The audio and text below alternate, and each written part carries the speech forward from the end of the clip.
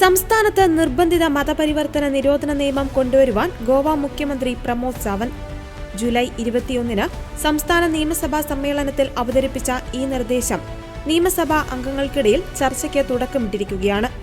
ഈ സാഹചര്യത്തിൽ നിർബന്ധിത മതപരിവർത്തന നിരോധന നിയമനിർമ്മാണത്തിന്റെ പ്രസക്തിയെപ്പറ്റിയും പ്രതിപക്ഷാംഗങ്ങൾ ചോദ്യം ചെയ്തു. നിർബന്ധിത മതപരിവർത്തനത്തിനായി 2 പെൺകുട്ടികളെ തട്ടിക്കൊണ്ടുപോയ സംഭവത്തെക്കുറിച്ച് നിയമസഭയിൽ BJP നിയമസഭാംഗം പ്രേമേന്ദ്ര ഷെട്ട് ഉന്നയിച്ചപ്പോൾ അതിന് മറുപടിയായിട്ടാണ് ഗോവ മുഖ്യമന്ത്രി ഈ നിർദ്ദേശം നിയമസഭയിൽ അവതരിപ്പിച്ചത്. UPയിൽ മതപരിവർത്തന നിരോധന നിയമപ്രകാരം നിർബന്ധിത മതപരിവർത്തനം അനുവദനീയമല്ല. പല സംസ്ഥാനങ്ങളും അത്തരം നിയമങ്ങൾ പാസാക്കിയിട്ടുണ്ട്. ഇതര മതവിശ്വാസ വിവാഹങ്ങൾ നടക്കുന്നുണ്ട്. അതവരുടെ ആഗ്രഹമാണ്.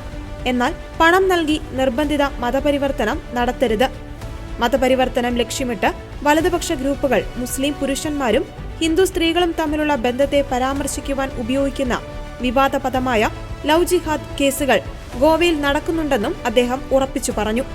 നിങ്ങൾ അവർ മുതിർന്നവരാണെന്നും പ്രണയത്തിലാണെന്നും പറഞ്ഞേക്കാം. പക്ഷേ പണം ലക്ഷ്യം വെച്ചുകൊണ്ടുള്ള കേസുകൾ ശ്രദ്ധിക്കേണ്ടതുണ്ടെന്നും അദ്ദേഹം കൂട്ടിച്ചേർത്തു. നിയമവിരുദ്ധ മതപരിവർത്തനത്തിൽ പങ്കുണ്ടെന്ന് ആരോപിച്ച് 6 സംസ്ഥാനങ്ങളിൽ നിന്നുള്ള 10 പേരെ ഉത്തർപ്രദേശ് പോലീസ് വാരാന്ത്യത്തിൽ അറസ്റ്റ് ചെയ്തതിനെ തുടർന്നാണ് വിവാദം ഉടലെടുത്തത്. ഗോവയിൽ നിന്നുള്ള SB കൃഷ്ണയും ഇതിൽ ഉൾപ്പെടുന്നു. നിർബന്ധിത മതപരിവർത്തനത്തിന് വിദേശ ധനസഹായം, തീവ്രവാദ ശ്രമങ്ങൾ, ഇസ്ലാമിക് സ്റ്റേറ്റ് എന്നിവയുമായുള്ള ബന്ധം കണ്ടെത്തിയതായി UPയിലെ അധികാരികൾ അവകാശപ്പെട്ടു. നിയമ കൗൺസിലിംഗ്, ലോജിസ്റ്റിക്കൽ പിന്തുണ എന്നിവ മുതൽ ലവ് ജിഹാദ് വഴി ബന്ധങ്ങളും മതപരിവർത്തനങ്ങളും സുഗമമാക്കുന്നതിന് ഒരു മതപരിവർത്തന ശൃംഖല തന്നെ പ്രവർത്തിക്കുന്നതായി UP സർക്കാർ പറയുന്നു.